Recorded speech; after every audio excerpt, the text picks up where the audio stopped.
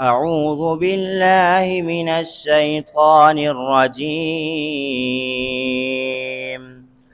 بسم الله الرحمن الرحيم. أفلا ينظرون إلى الإبل كيف خلقت وإلى السماء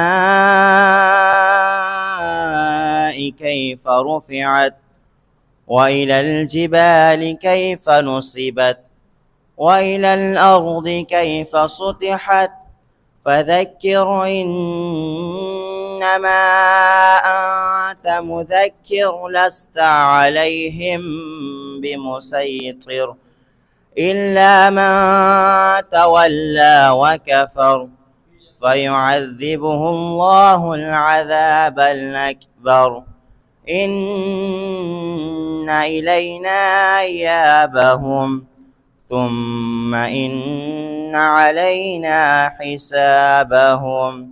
صدق الله العظيم.